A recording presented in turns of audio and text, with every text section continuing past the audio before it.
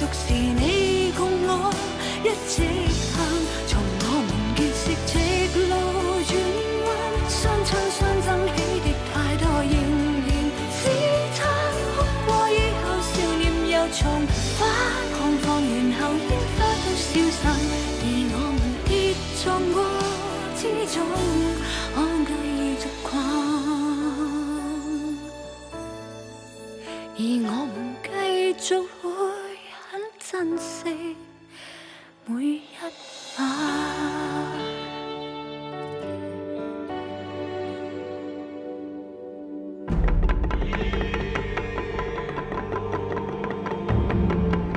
由於皇上出宮狩獵之時，曾經吩咐本官要好好照顧大殿下，如今事出突然，本官恐怕大殿下遭人誣告，所以必須前嚟陪同聽審。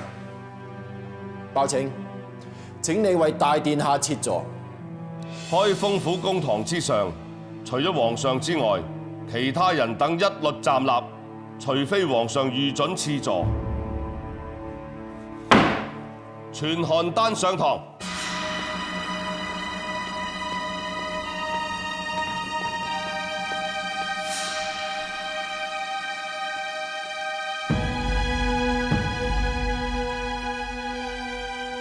文府韓丹，叩見包大人。韓丹，你狀告冷清冒認皇子，你將呢件事1、5、10講出嚟。係大人，文婦本來就一名宮女，得皇上寵幸懷有龍種，可惜遇到奸人所害，被逼離宮。及後在外，我誕下一名女兒，但係可惜我女兒出世後幾日，佢就夭折。從此佢隱姓埋名，住喺梅花莊，就同冷清兩母子為鄰。相處過後，我同冷大嬸比較投緣，所以我就將呢個秘密講咗俾佢哋知。冷清就知道我嘅身世，但係喺年前佢突然間起下大心，偷去皇上御賜俾我嘅物件，佢仲謀害我，而佢自己就假扮王子嚟招搖撞騙。你封夫人膽敢冒認我娘親，包大人，佢根本唔係我娘親，韓丹。我係韓丹，大人，我係儒家包圍嘅韓丹，而你就係梅花莊嘅流民。當年你擁我落山，你以為我死咗就死無對證，好彩我命不該絕。包大人，我娘親早已病死，你有冇聽信呢個封府所講嘅說話？唔係，大人，佢係講大話。當年推我落山，我冇死到，我喺山崖下邊養傷半年，我再次隱姓埋名喺國師府度做下人。點不知又俾我再撞到你，你再揾人嚟追殺我。如果唔係走投無路嘅話，我唔會求助於包大人。大人要同文府申冤啊！你放心，開封府係一笪有冤申冤、有苦訴苦嘅地方。本官會傳召梅花莊嘅村民嚟做證，到時就知道邊個講真話，邊個係講大話。包大人，你實在太過小題大做啦！呢個婦人所講嘅說話全部都係虛言。國師，你又憑乜嘢話佢講嘅說話係虛言啊？大殿下身懷佢娘親御賜嘅龍鳳土兜，就係最好嘅憑據。好在我亦早有準備。當年我同你的確係鄰居，呢個土兜喺我娘親臨終時交低俾我。你知道我嘅身世，你曾經要求冒認我娘親，想帶我入宮迎親，享盡榮華富貴。我一而再，再而三咁拒絕你，因此你對我懷恨在心。如今再次誣衊我。韓丹，冷清手上有一件皇上御賜嘅土兜，咁你又有咩證明啊？大人，佢手上嗰件係假㗎。咁你又憑乜嘢話佢嗰件係假嘅咧？因為真嗰件喺我度。荒謬！大殿下手上呢一件土兜，早已經上服局驗證過，證實乃宮中之物。你以為隨意做一件贗品就可以魚目混珠？冇錯，我係做咗一件贗品，嗰件贗品就係冷清手上邊嗰件。你亂講！混帳！韓丹，宮中物品點可以隨意仿製？因為文婦當初入宮嘅時候，係上服局嘅刺繡宮女。皇上賜俾妃嬪嘅刺繡品，都係出於我哋上服局。所以我刺繡嘅手藝，上服局當然以為係真㗎啦。咁點解你要做一件假嘅？因為我怕人偷。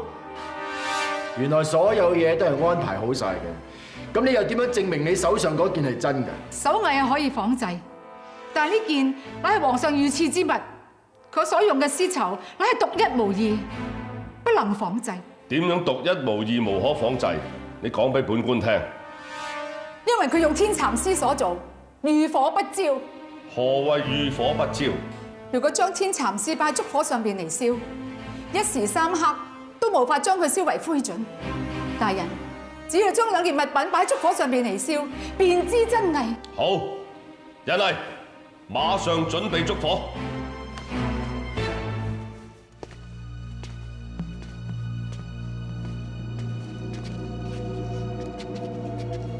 本官數3聲，你哋就一齊將個肚兜放埋燭火度燒。1、2、3。且慢，咩事啊，國師？就嚟真相大白啦噃！包大人，我哋豈能憑呢個婦人寥寥幾句説話，就輕易毀佢御賜之物？咁樣對皇上係大大不敬。冇錯，咁樣做係對我父皇不敬。大人，真金不怕紅爐火。呢件事關係到大宋宗室，本官認為最好係交由皇上定奪。咁都好，橫掂皇上出咗去打獵，聽日先返。咁呢兩件證物就交由我哋開封府嚴密看管。人嚟，攞2個保管箱出嚟，鎖起佢哋。點啊，皇上揾到未啊？揾到啦！係。哇，包拯。嗯。雖是呢個夜深，但係仍然睇得好清楚喎。包拯嚇，真係心思慎密啊嚇！皇上過獎啦，如果包拯冇估錯咧，嗰個人一定會作賊心虛，偷入開封府調包嘅。哦，繼續睇，繼續睇。哦，好。係。攞住啊！對過邊嚟？皇上，開封府後院失火。包拯，失火咁點算？皇上唔使驚，失火係意料中事。繼續睇，好戲在後頭。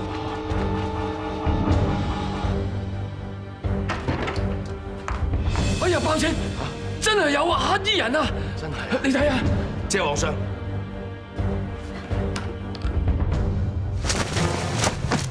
Bingo， 落閘放狗，唔好俾個黑衣人走。參見皇上。韓丹，點解會係你㗎？原來就係你呢個刁婦想欺騙朕，你竟然夠膽誣衊大殿下係假冒嘅，妖言惑眾，大逆不道，該當何罪？皇上，民婦知罪。民婦因為自小家貧，夢想入宮就係擺脫貧窮，所以先出此下策。立心不良，欺君犯上。人嚟，係。將此犯婦人拉出去斬。皇上且慢，包拯，你身為婦雲，佢任由此刁婦誣衊大殿下不特止，喺未查明真相之前，就要令朕嚟睇呢場鬧劇，實在係魯莽瀆職。朕念在你過往之功績，暫不予追究。如今你再阻止朕斬此刁婦，微臣知罪。但係皇上試諗下，一個女流之輩，又點會夠膽欺君犯上？所以微臣認為呢個刁婦一定係受人主使先會咁做。希望皇上俾個機會微臣戴罪立功，將呢件事查個水落石出。好，朕就俾多次機會你。若然再有錯嘅話，休怪朕無情。謝皇上。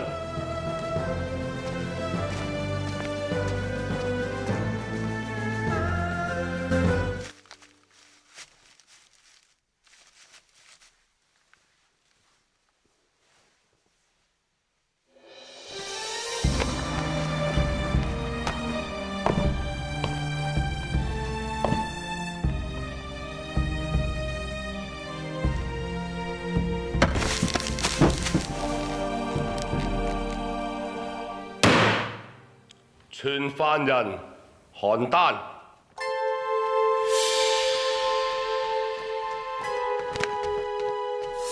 禀告大人，大事不妙。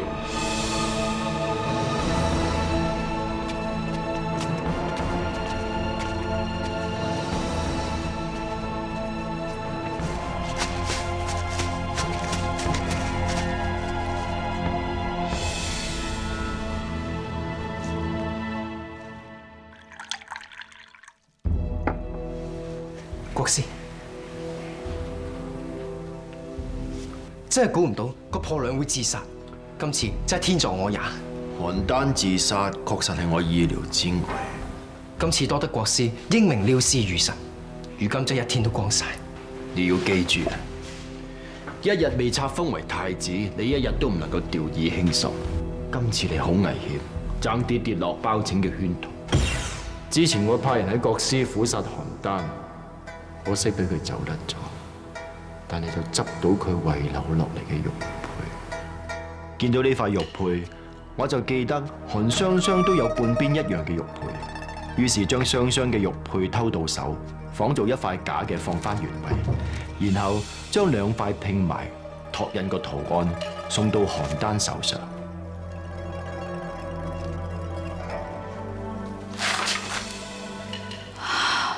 係你啊！果然母女情深喎！你點解唔俾玉佩啊你？我執到你個半邊玉佩，我都估到個大概㗎啦。另外嗰半邊，雙雙自細就隨身攜帶，係佢同娘親嘅信物。韓雙雙係你個女，即係大宋公主。我講得冇錯啊嘛，韓丹。唔係啊！唔係？咁你使乜慌失失嚟見我？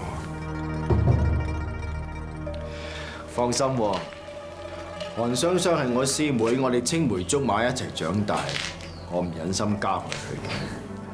但係若然你想點啊？我想知包拯同你講咗啲乜嘢？冇兩全其美嘅，你想保護包拯，就保護唔到你個女。我唔講得㗎。好，做娘親嘅都唔珍惜自己個女，就休怪我心狠手辣。人死如燈滅，你真係唔在乎你個女嘅生死。真假土兜呢個計謀係包大人諗出嚟嘅，根本就冇天蠶絲呢回事。不過包大人話，只要我講得似層層，咁冷清佢一定會心虛去偷土兜，到時就可以人贓避禍。包拯，枉你機關算盡，都係棋差一仗。韓丹，你想保住你個女條命嘅，就要聽我指示去做。國師，我哋為包拯嘅一敗塗地而飲杯。唔好低估包拯呢個人啊！以後要醒醒定定，假以時日，大宋嘅江山就會掌握喺你我手中。係嘅，國師，我一定會小心行事。係啊，韓學士既然係公主，國師你會唔會講説話小心？韓雙雙係公主呢件事，絕對唔可以俾任何人知道。假如你泄露風聲，我就割咗你條脷出嚟。知道國師，小人唔會。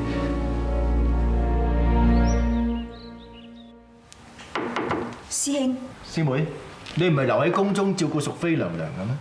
我有一事想向師兄請教。請講。聽聞近日有人誣衊大殿下係假冒王子，而此人之後又喺獄中自殺，是否確有其事？確有此事。此案由包拯審理，犯婦人名叫韓丹。咁此婦人嘅左下邊面頰係咪有疤痕啊？冇錯，此婦人就係我哋之前府中做廚娘嘅林大嬸。真係佢啊！但係睇嚟佢份人唔似做出咁大逆不道嘅事㗎。但又何解佢會嚟我哋國師府做下人？所做嘅日子又咁短暫呢？人心隔肚皮，知人口面不知心，你同佢只係打過幾個照面，又點知道佢嘅內心係咁歹毒呢？師妹，無需為此等大逆不道之人多費心思。係咧，淑妃娘娘幾時臨盤啊？淑妃娘娘會喺呢3數日之間就臨盤噶啦。皇上亦都好着緊，已經有太醫院嘅人寸步不離照顧娘娘。師父、師叔，咩事啊？包大人知道師叔翻咗嚟，想邀請師叔過府一聚。知道啦，翻出嚟先。係。近日因為你要留於宮中照顧淑妃娘娘，趕走包拯一事就擱置咗。如今佢邀請你過府，正好把握時機。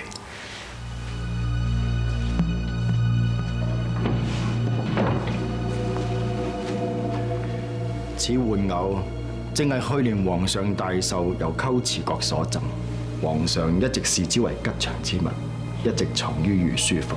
係皇上御賜俾師兄，係你私下竊取？錯，應該係由包拯竊取。只要將呢個玩偶放喺包拯嘅書房，你嘅任務就完成。竊取御品罪加一等，若然俾人揭發，包拯必死。呢個已經唔係我哋嘅初衷，我唔會咁做。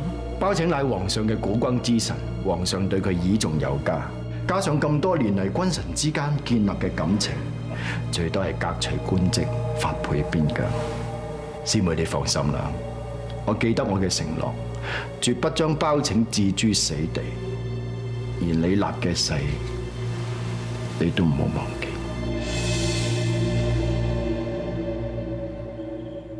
其實我今日叫你過嚟，係有件事想請教下你嘅。是否關於早前有婦人邯鄲狀告大殿下冒認王子一事？雙雙真係話頭醒尾。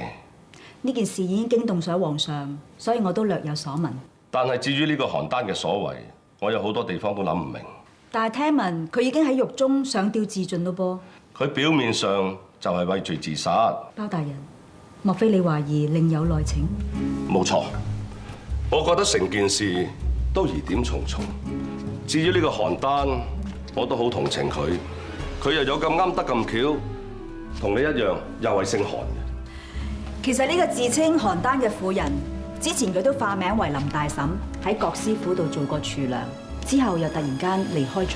其實我都相信呢個邯鄲佢所講嗰個故事，而且我一直都懷疑呢個大殿下係冒認嘅。包大人，請慎言。最弊查咗咁耐，都揾唔到咩有力嘅證據啊！你唔發覺呢個邯鄲係衝住大殿下而嚟嘅咩？其實包大人之前都查過大殿下嘅身世背景，只可惜中卷庫同埋梅花莊嘅證據都冇晒。我覺得每次都好似有人早着先機咁樣。包大人，你有咩打算？有一個證人仲未死。蔡公公。冇錯，我打算由蔡公公嗰方面着手查，你肯唔肯幫我？肯。但我今晚仲要入宮，聽日午時，我同你一齊去揾蔡公公。好，我就係中意你咁爽快。唉，講咗咁耐，我唔口乾，你都口乾啦。我揾人沖杯茶過嚟飲下。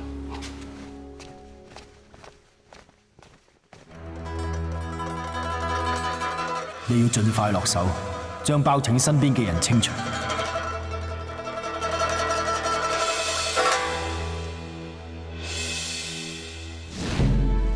雲府邯鄲叩見大人。你仲夠膽自稱邯鄲？你走嚟開封府偷土兜，就推翻晒你之前所講嘅一切。你叫本官仲點信你？不過以你一個婦人嚟講，你冇可能夠膽狀告當今大殿下同朝廷作對。你講係咪有人指使你咁做？係啊。本官向來唔怕權勢，亦都相信有天理。你係咪有咩苦衷？你即管同本官講。天理何在？只要你講出真相，本官自然會替天行道。文夫無話可說。你諗清楚，聽日一開堂，你就必責無疑。你一死，你拼咗條命去保護嗰個人，佢會有咩下場？如果本官冇估錯嘅，你應該係一個娘親，一個母親最重要嘅，莫過於係自己嘅仔女。係咪有人用你仔女嘅性命嚟要挾你做出啲咁嘅事？大人冇錯咗，大人，民婦認罪，民婦只要認罪嘅話，我女兒就會平安無事。你個女，即係本官冇估錯啦。你諗清楚，只要你一死，下一個受害嘅就將會係你個女。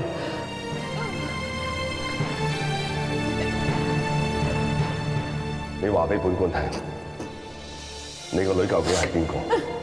佢而家喺邊度？如果你唔講出嚟，本官幫唔到你㗎。你講啦！但係我女兒何雙雙，雙雙係你個女？你有咩證據？我同佢兩個人都有半邊玉盤，可以合成一塊。咁點解你唔早啲同本官講？因為高啟安已經知道咗呢個秘密，如果我講出嚟，佢會對雙雙不利㗎，大人。高啟安仲未知道你將呢個秘密話咗俾我知，所以雙雙暫時唔會有危險。陳大娘，你起身先。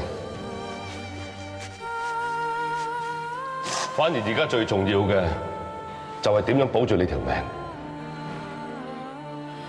但係我偷土豆嘅時候喺即場撞破，而且皇上仲在現場。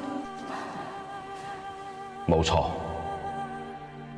所以你一定要死一次。我睇過好多電影，佢哋都係用一條鐵線嚟吊起嘅演員，用呢個方法嚟扮吊頸，一定可以瞞天過海，神不知鬼不覺。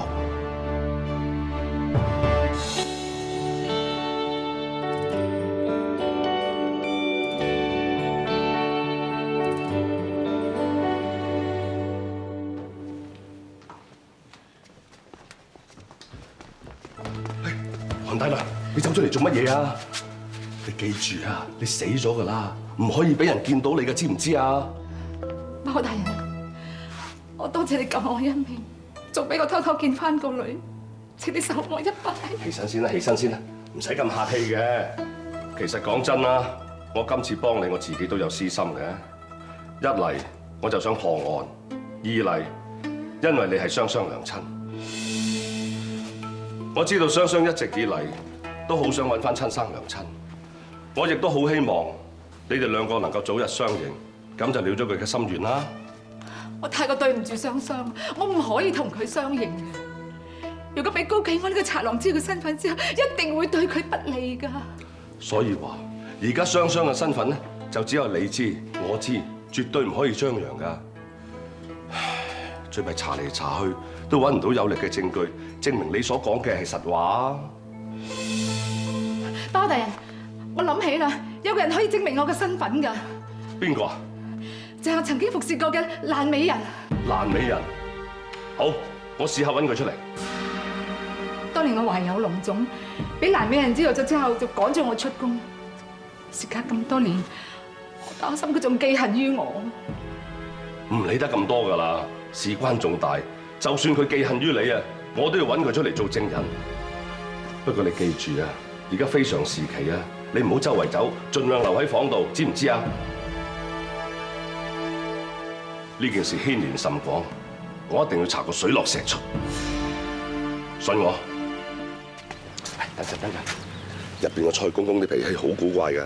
不過希望你今次彈琵琶俾佢聽，氹一掂佢，佢講翻啲嘢俾我哋聽啦。或者係今日心情好咧？係就好啦，行啦。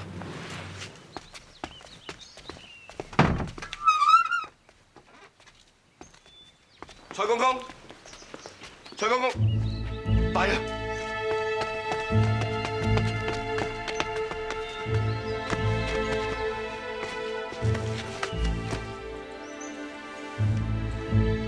點啊？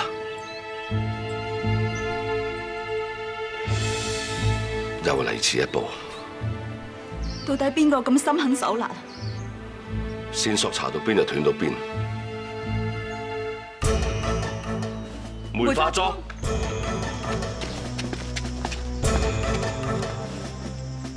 點解冇晒人嘅？柳燕，江大嬸，我哋分頭揾啦。好。有冇人啊？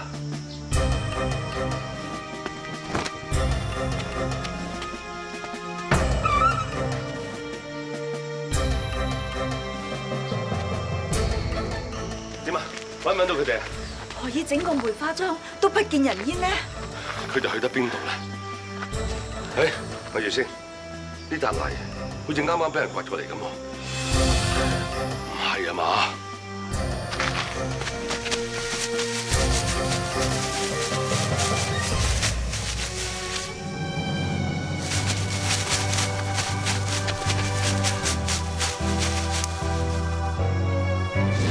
柳燕乖啊，遲啲包大人帶你睇花。我剩得隻手握係柳燕㗎。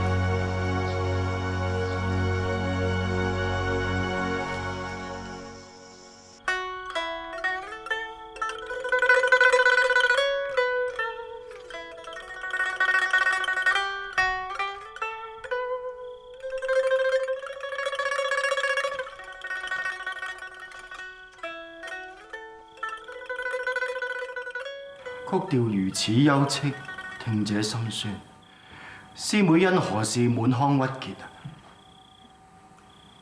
蔡公公同梅花莊嘅村民全部枉死，簡直就係慘絕人寰。我無法阻止，無可挽救，唯有憑曲寄意，以哀悼死者冤魂。師妹，你講嘅係？收手啦，師兄，唔好再越行越錯。你傷及嘅無辜實在太多啦。師妹，你係誤會咗啊！莫非係梅花莊又再爆發疫症，所以所有佢哋全部都係俾人屠村而枉死㗎。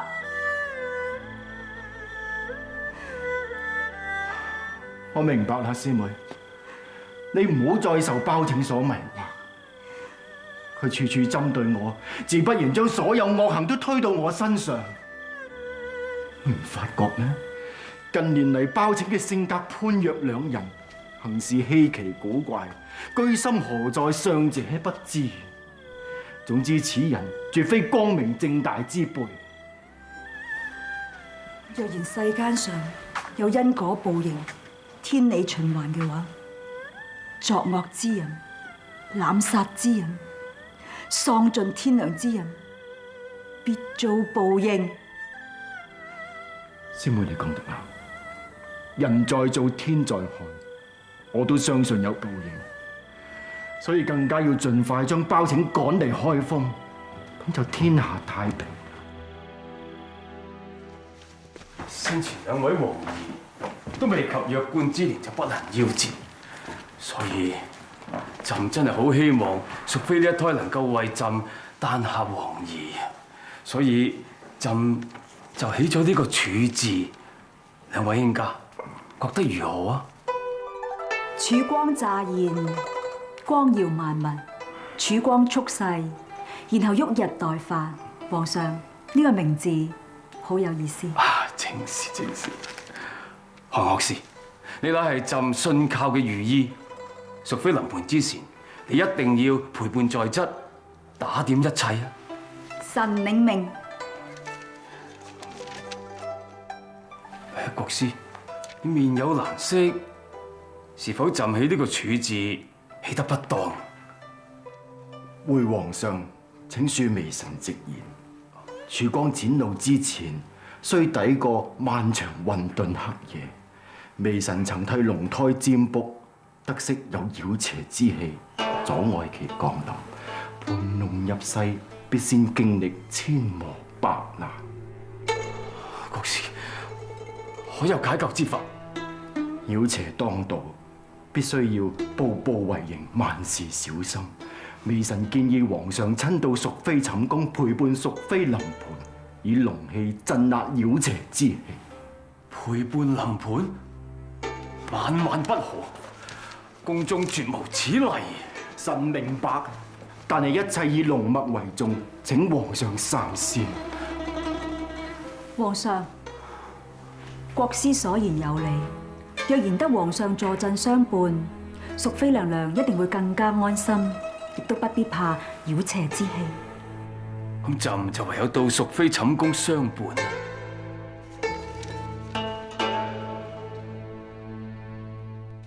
嚟啦，深吸氣，係，慢慢，深吸氣。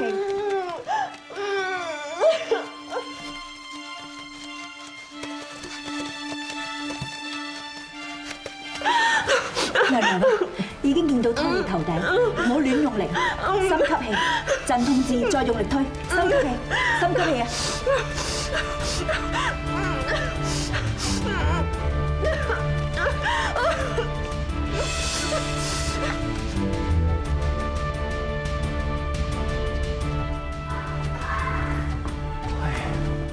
夫人產子叫聲如此凄厲，實在慘不忍聽啊！娘娘唔好緊張，呼吸，呼吸，呼吸，呼。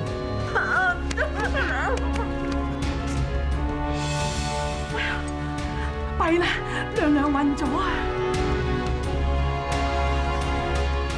你幫忙接胎。哦。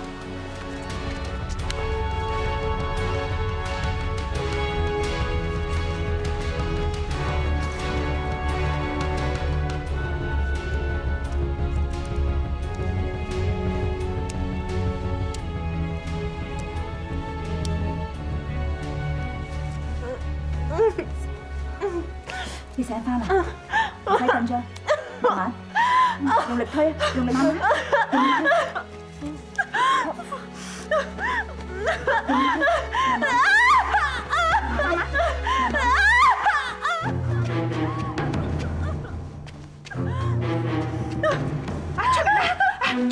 出咗嚟啦！睇下。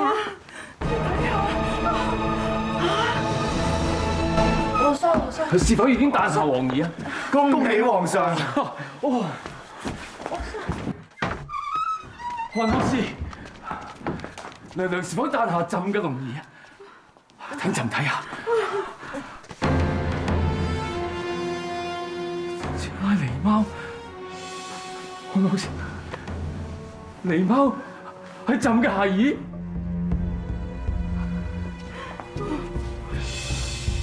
國師，狸貓係朕嘅孩兒，妖孽得逞，妖孽最終得逞啊！點解會咁？佢唔係我孩兒，何老師，我孩兒啦，我孩兒啦！娘娘，皇上，房中邪氣仍未散去，邪魔妖孽仍在此間。到底喺邊度？萬惡之風，至陰至寒，其集結之地就喺呢度。難怪龍胎變妖胎，原來一切都係你個妖婦作怪。唔係啊，我唔係啊，皇上，我係冤枉㗎，佢唔係我哋皇傑，佢唔係關係重大，切勿妄言猜測㗎。狸貓就係證據啦。若然佢唔係妖婦，又會點會誕下妖孽啊？個王爺唔係妖孽，佢唔係啊！皇上，你要相信神仙，佢唔係我哋王爺啊！皇上，龍體為重，此地不宜久留。皇上，請起駕回宮啊！皇上，你要相信神仙，你要相信神仙。請回避皇上，佢唔係我哋孩兒啊！此地不宜久留啊！皇上，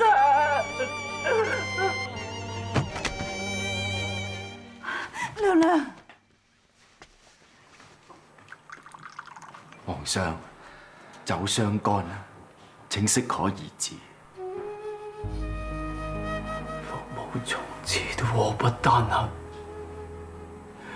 究竟我哋大宋趙家醜何詛咒，以致我皇子接二連三咁樣夭折？若然丑能夠忘卻憂愁，朕真好想我想忘記我心中一切憂愁。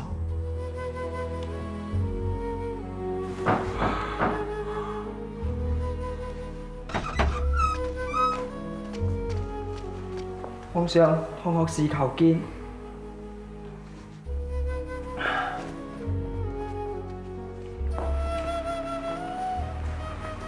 參見皇上，臣已經幫淑妃娘娘診視完，淑妃娘娘情況略為平復。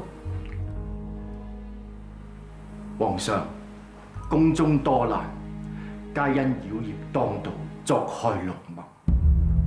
皇上若要保住大宋安穩，必先除魔。臣認為丹下狸貓乃係妖婦作怪。淑妃係妖婦，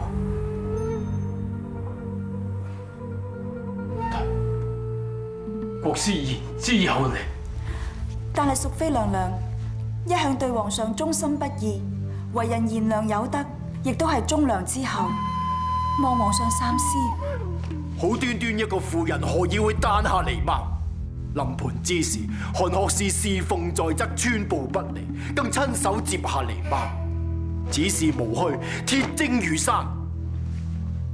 皇上有情，妖孽無疑。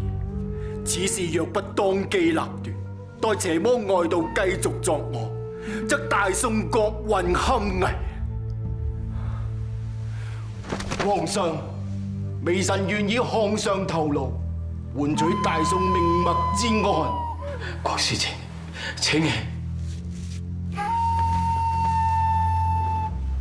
朕絕不會婦人之仁，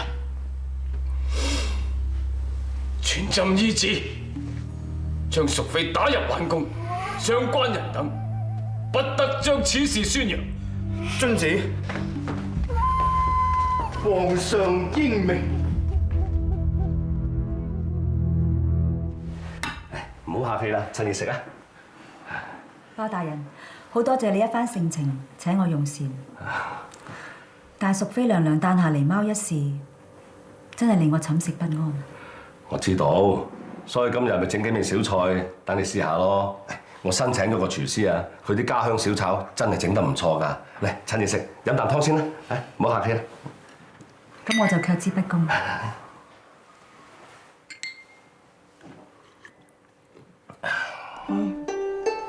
啲湯味道濃厚，睇嚟花咗唔少心思時候去熬煮嘅喎。係啊，老火湯嚟㗎，煲咗好耐㗎啦。啲雞都唔錯㗎，好嫩。你想食邊嚿啊？我夾俾你。雞頸。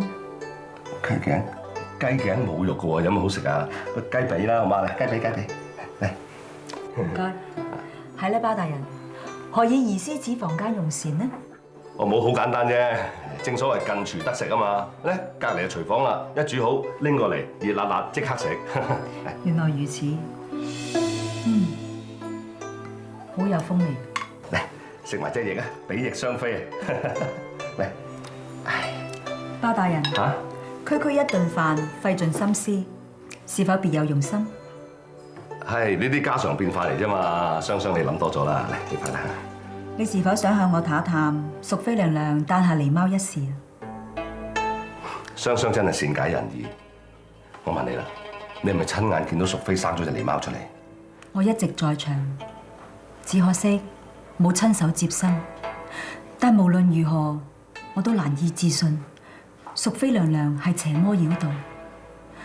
佢嗰種滿心盼望孩兒出生，準備為其傾盡一生嘅慈愛之情，又豈能假裝呢？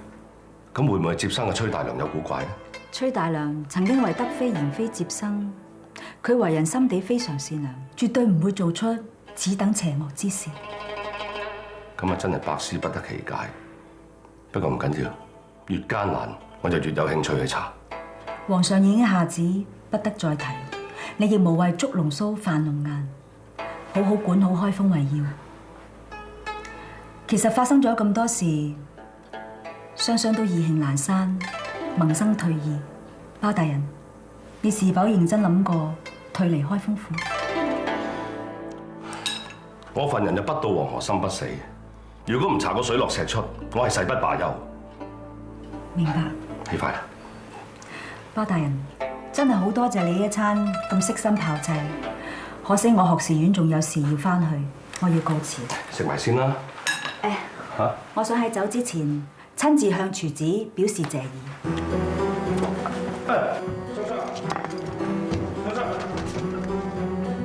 雙生啊！我新請翻嚟呢個廚咧，佢好怕醜噶，唔中意見生保人嘅，你唔使多謝佢噶啦。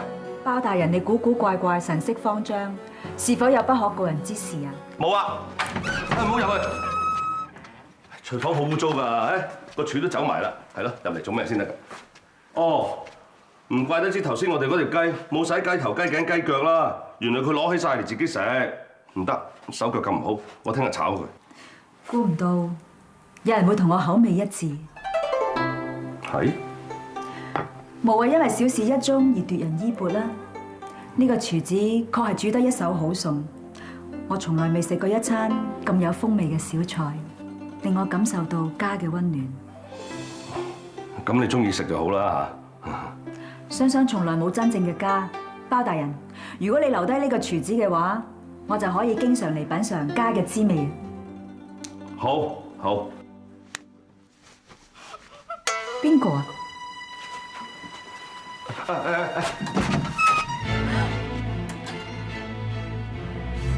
你